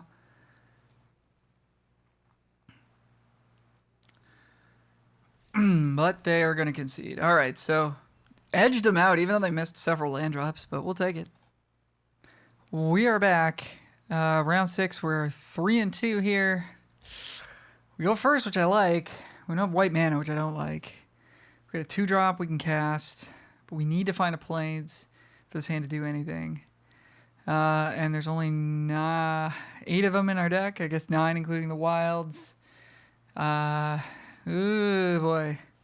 And, I mean, this extra island, we're almost going to have no use for at all. So I think this is a mulligan. If this were a deck with, like, a lot more late game, we were expecting control a bit more, I think we would have more time to potentially wait, but and you know, find our lands a little bit later in the game, get our white going a little bit later in the game. I mean, if we had 3 blue cards and a white card in this start, I would definitely keep this, but I think this is just on the side of mulligan for me, so I'm going to try that. And kind of, it's funny, kind of what I was just describing. This hand is actually quite good. We're going to put the Soul Guide Griff back, and we can pitch Lunarch Veteran to Shipwreck Sifters. So this is actually a good hand. It kind of looks like a junker hand, but actually quite happy with that. On first glance, I was like, oh boy, here we go. But this hand is actually quite good. So let's start by doing this. I think we do want to cast Sifters here. It'll be a 2-power creature. Bait Hook would be as well, but this digs us deeper to finding our eventual white source and stuff like that. So I think it's certainly correct to play the Sifters here. Opponent also on blue, good taste.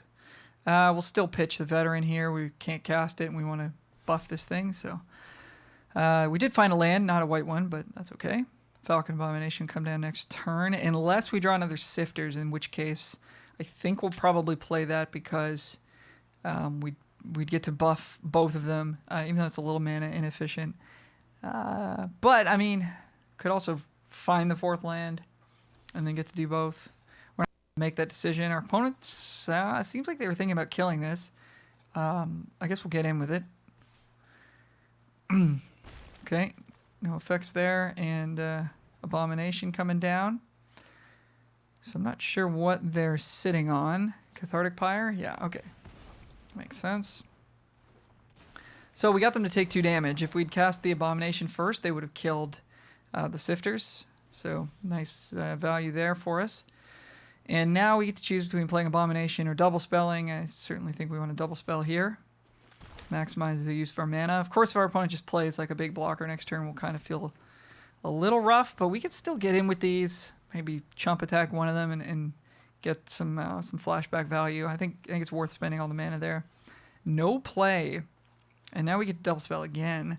And I think there's potential they have flipped the switch here. Unlikely in a teamer deck. They could have Devious cover up as well. I'm assuming one of our creatures are going to die this combat, so I'm going to start with the Veteran so that we do gain a life. Or I guess we just force them to kill it now. Do we want to put that on top? Not particularly. Our opponent has no board, but drawing a 2/1 again isn't that great. I think we're going to put it on the bottom. If we just draw a bunch of lands, that's going to kind of feel bad. But a 2/1 at this stage in the game is not... We have to think they're going to play something they can block. Abomination, on the other hand, is a nice one to see. So we're curving out here. Yeah, so there you go. So 2/1, no good. But Flyers, quite good. Drawing land, of course, because I said it. So they block the 2/1. They take 9 down to 3. So they're almost dead here. I think it's probably time to Alpha Strike. We get to recast this. If they don't block anything, 2, 4, 6, 8, 10, 11, they go to 1. So I'm assuming they block the Angler here, and we just get to recast it. I think the next creature they play makes these zombies way, way, way worse. And in our deck, we're not in the market for keeping these around because we don't have Scab Wrangler or Larder Zombie or any of the other sweet sack effects or anything. This deck's just not really about that.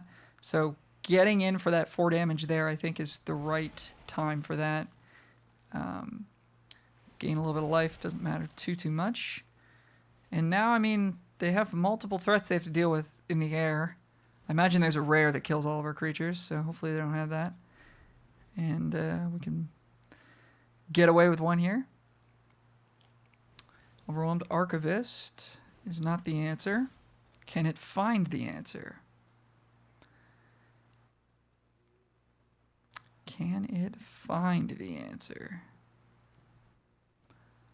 Discards Forest, plays Wild. I think we're getting there. In for 5, sure, whatever. Okay, we'll go to 20. No problem.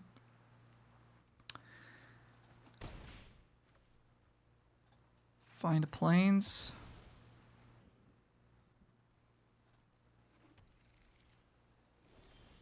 Bait Hook Angler the 3rd or whatever. All right, let's get in there. Are we going to get there? All right, we'll be back. All right, we are back.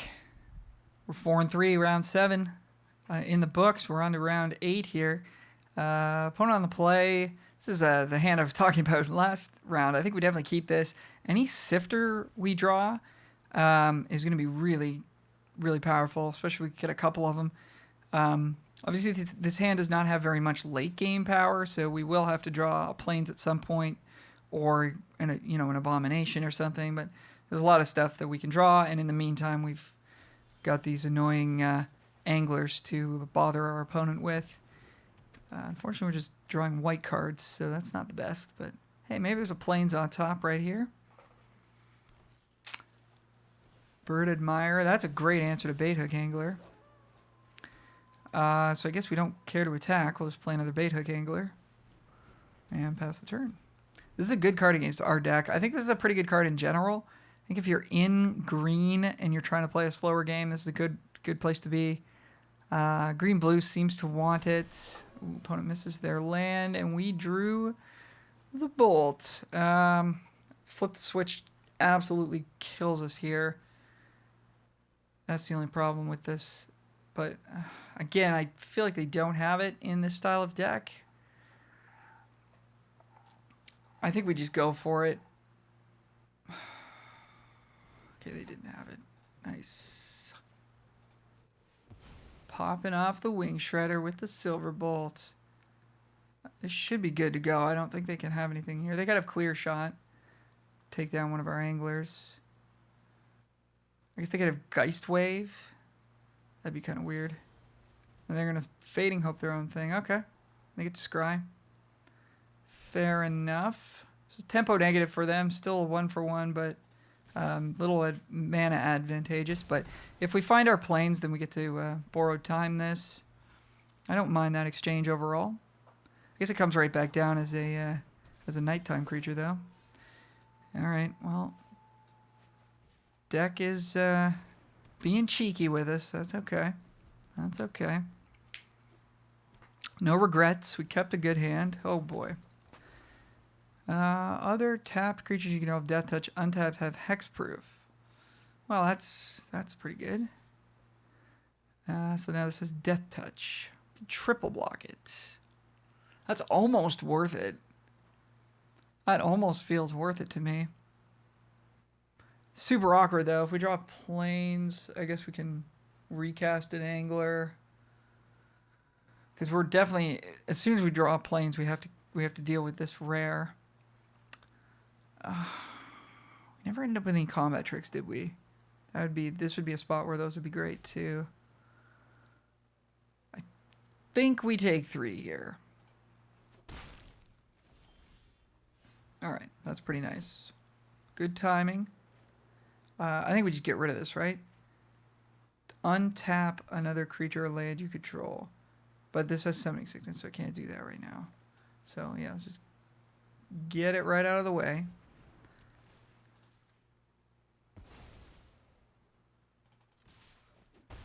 Swing Shredder is still going to be a problem for us, though. And we don't have any more ways to answer it. So, yeah. But our opponent's at 10. So there is that. Alright. Soul Guide Griff seems like the next play here. We'd love to double spell at some point. And then we can really get to work. Yeah, I think we just Griff here. Man.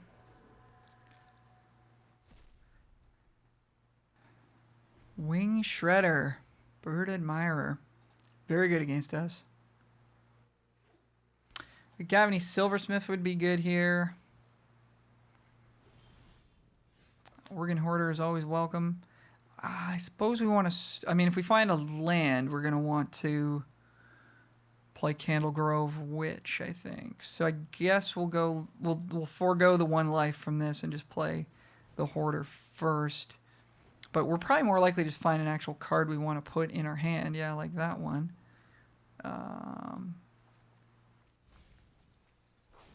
We do double spell here, so we get to flip that back. Pass the turn. It's possible it could have been time to swing with all there. I think next turn we probably will. But that might have been an opportunity to get in for 4 damage, put a couple of anglers in the graveyard. But, I mean, this coming turn, we're going to play Silversmith. We'll have Soul Guide Griff and Organ Hoarder at 4 power. Okay, they're flipping. That's annoying. That's good, though. So now we don't have that attack. However,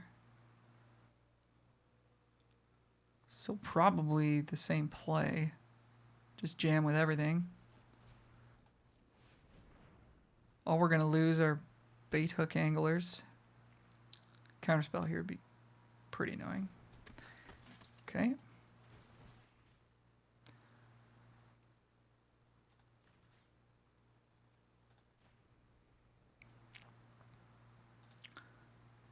Oh, okay, here comes Clear Shot. Nice. All right, well, that's going to... Interesting. Oh, fight. Did they just have the regular fight card? They don't have Clear Shot?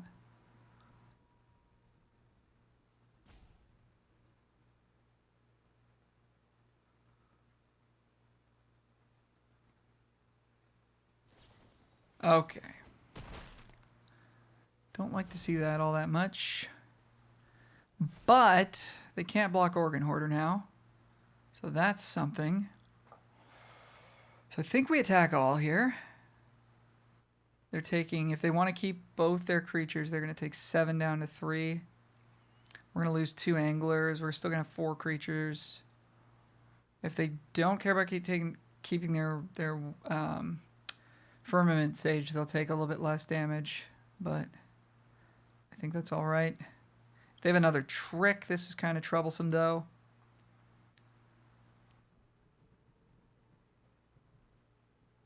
The fact they get to eat 2 anglers for free is really annoying.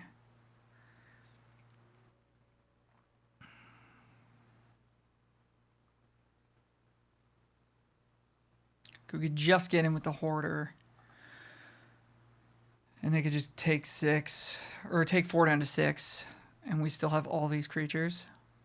Or they chump with Firmament Sage. But, I mean, they can untap and play something else. So we would like to get a little extra damage in while we can. This is a really tough decision. I guess we just go for it because our 2 ones on the ground are just not doing anything at the current moment. Looks like they might have another trick. Yeah, that's good. That's good. Okay. So they're going to take a little bit less damage. 5 down to 5.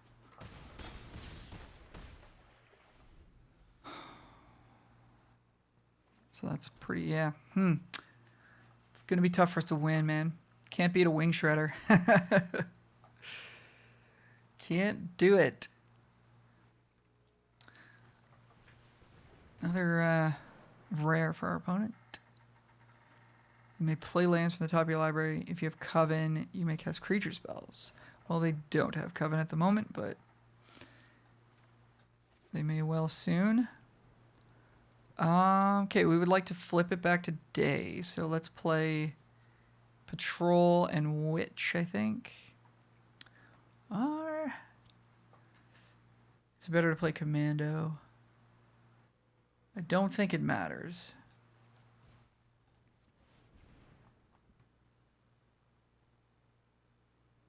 Probably should have led with Witch, though, because they got a Devious Cover up here.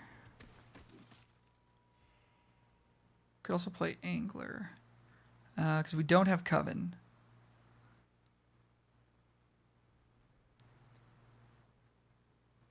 So maybe we do just play Cathar then.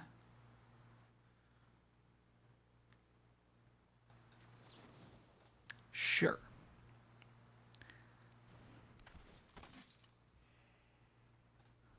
Okay, well, we're threatening lethal here. They're going to draw another card. So at the moment they're blocking. At the moment they're dead on board. Obviously they're going to add some creatures to the board here, but we are pressuring them.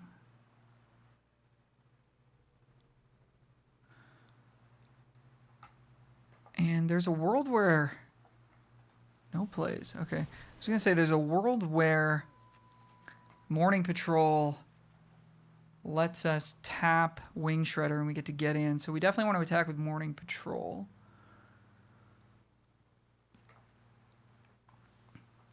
There's, I mean, I imagine it just bounces off Firmament Sage, unfortunately for us, but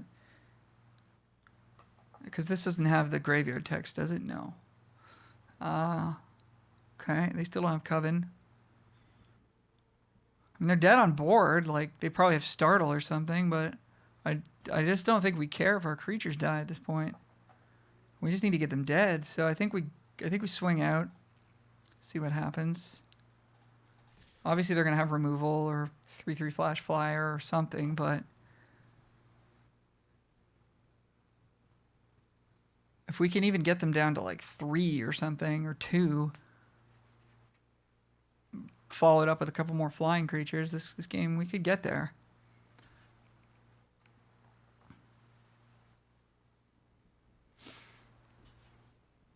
Eat. And bounce off Morning Patrol. Yep. And kill something.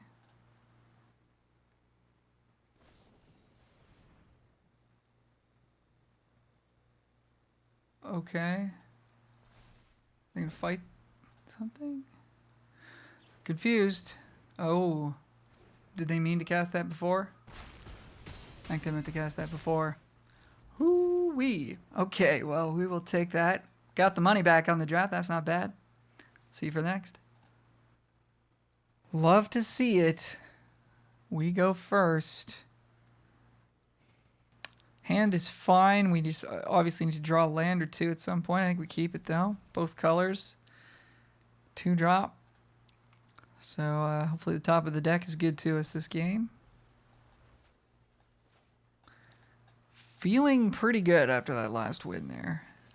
I think we got a little bit lucky, but also we made the right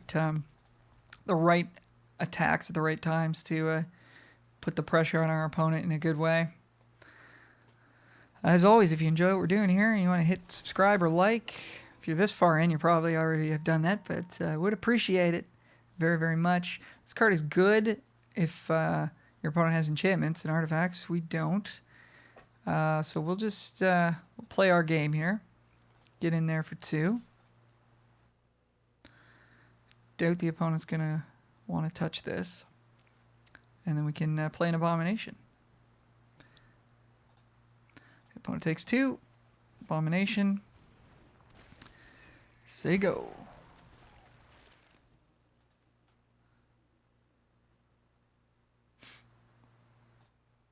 Opponent goes for the Forest and Timberland Guide. Make that thing a 3/3. Swing for 3.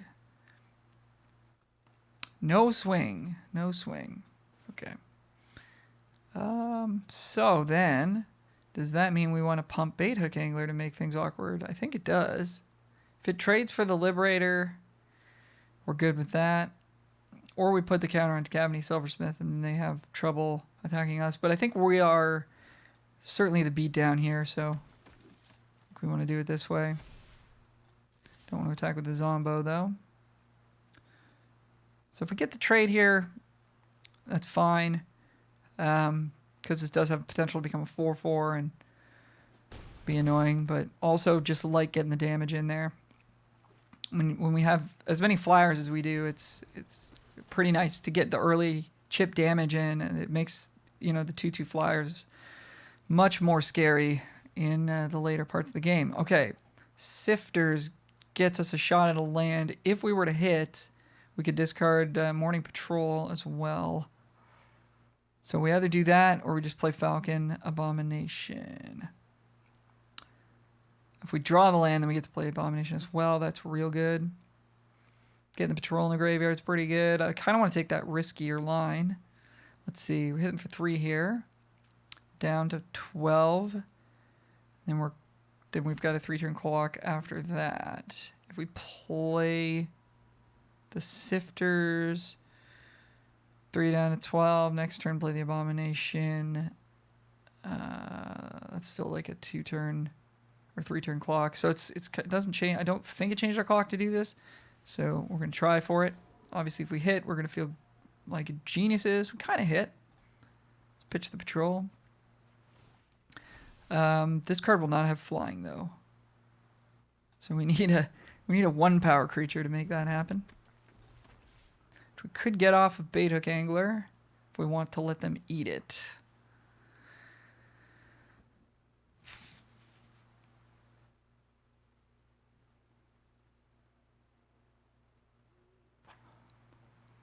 But that means we have to draw land. Otherwise, we're just casting Abomination. Or otherwise, we're just casting Angler for no value. Whereas next turn, we just cast Morning Apparition anyway. So I don't think we get in there.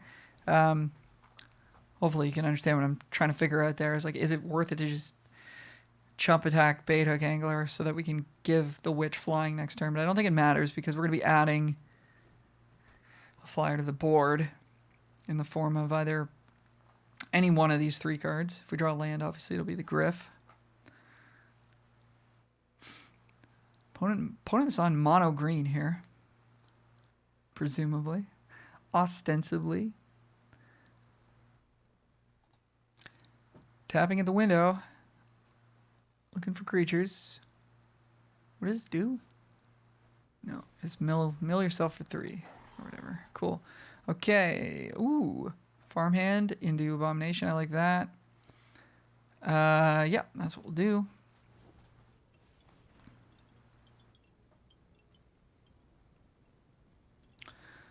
So they might have a trick here. Could be the fight spell. Could be +2/+2. Draw a card. It's not the wolf activation because they only got 2 mana up.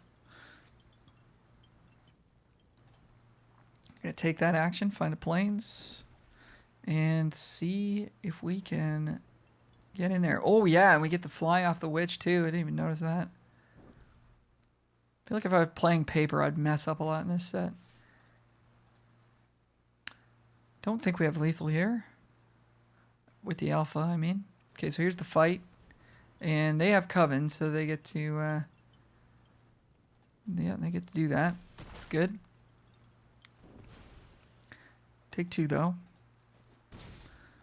Abomination. Glad we kept the bait hook angler around, because that's going to allow us to flip farmhand at some point. Opponent is on a 3-turn clock. Yeah.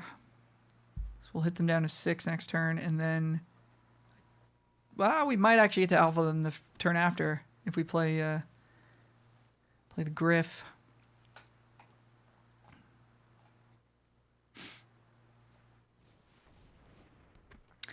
Oh, what's the card I'm thinking of that taps things when you play something from your graveyard? It's not this one.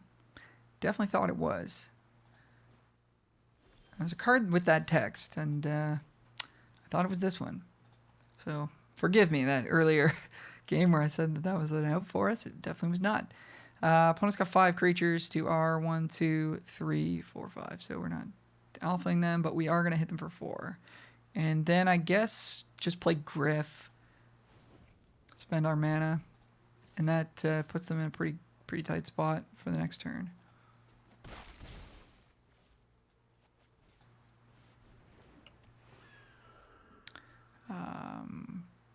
Don't think it matters. Take the removal spell. I guess it does, actually. They could have... there's that regrowth card in green. Dryads something or other. Okay, opponent's going to scoop it up. See you for the finals. Playing for the trophy here. Tough start, though. Opponent's on the play, and this looks like a mulligan, so let's see what we can pick up. It's much better. So, I mean, we're probably going Sifters, discarding Angler. We've got a couple looks at a land, so I'm going to put a land back. Might be a little bit greedy, but we've got 2 draw steps plus the Sifters trigger to find our 3rd land / 4th land. And this curve is really good, so we want to try to take advantage of it if we can. Oh, yeah. Okay. So next turn, Falcon Abomination. And possibly Silversmith the turn after that. We'll see what happens. Or if we draw another Sifters, we could go double spell, Sifter, Angler or something. There's another Sifters. I think we still want Abomination here. Opponent flips their Werewolf, so we don't have an attack unless we want to play... Homestead, Courage... I think this is getting a little too cute, though. I mean, if we play Sifters, discard the other Angler, and play Homestead Courage, we could attack. If they've got a trick, we just kind of get wrecked, though. Whereas playing Abomination here just works every time. So I think that's what I want to do.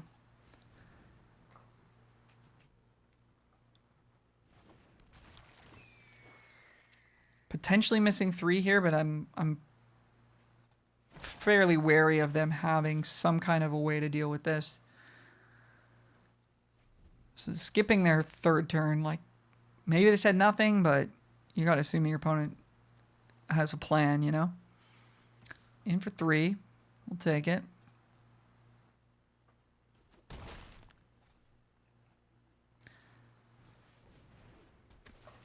Okay, well now I can feel way better about attacking. So let's play Sifters number 2. Pick up a Dawn Guard, pitch an Angler here. And we could Homestead Courage the Sifters to get in for more damage, or we could Homestead Courage the Abomination to get in for more damage over the long haul. I think I want the damage now. Plus, we get a 4/5 to block with. So that helps us not get attacked back. So they're ahead on life at the current moment.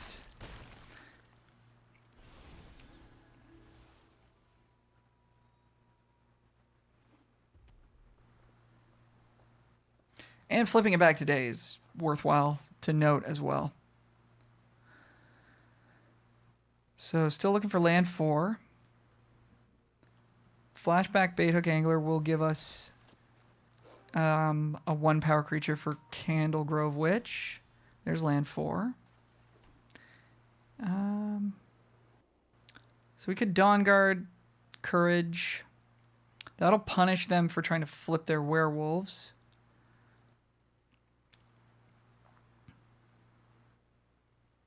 Which is good for us. Or we Silversmith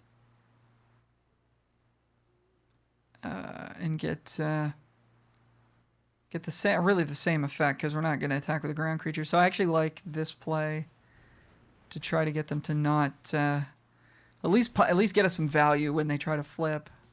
Because if they don't flip, they don't have attacks next turn. Well, I mean, either way, they don't have attacks next turn.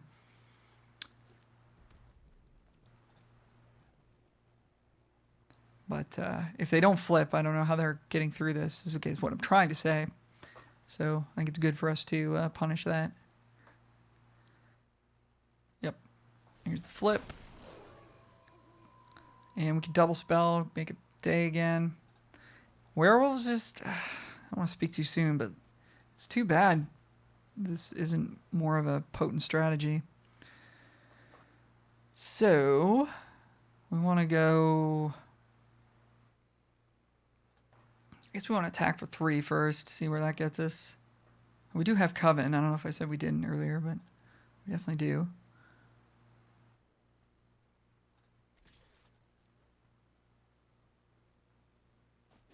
Yep. Nice. All right. Let's cast Witch. And I think we want to cast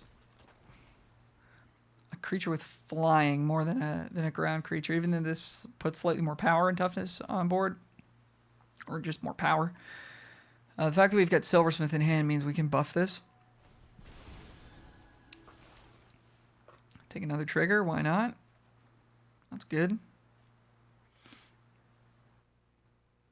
Yeah, it's just, there's so much double spelling happening in this format that, like, this is so tempo negative for them to pass the turn, try to flip, and then have us double spell it right back.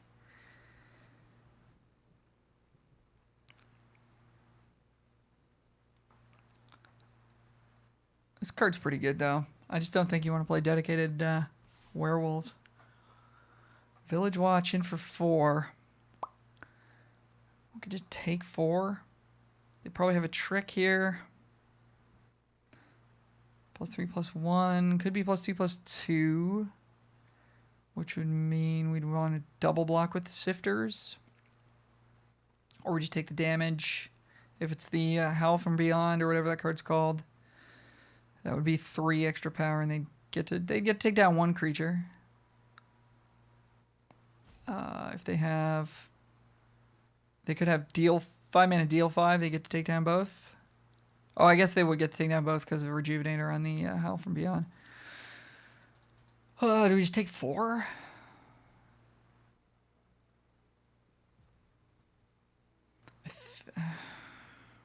Are they dead on the crackback?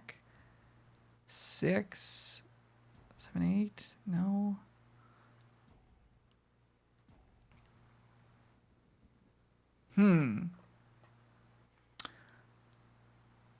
But this is pretty much like a 2-turn clock for them.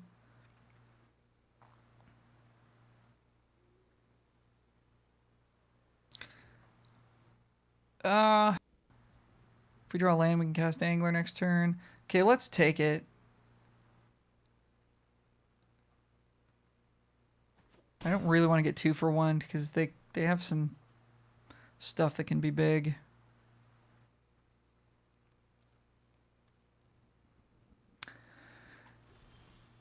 Land is good. Okay. So Silversmith gonna pump. I think we're gonna pump the Witch. What if we pump the... Oh yeah, we can pump the Drifter as well. We'll still have Coven. Yeah, so that'll spread it out in a nice way. So there's another reason to keep this 4-5 alive. I gotta remember 5 alive. So good. All right. What's going on?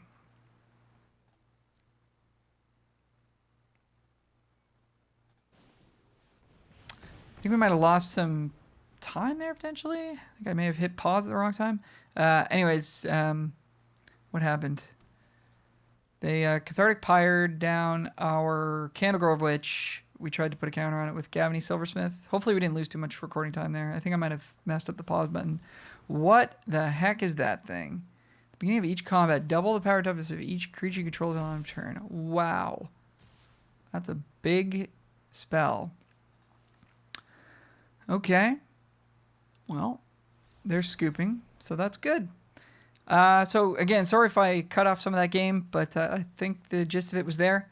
That's a trophy. Thank you so much for watching. As always, please click like and subscribe if you enjoy these videos. It does help me quite a bit. And good luck on your next draft. Hopefully, blue-white is good to you as it was to me. Thanks again. Talk to you later.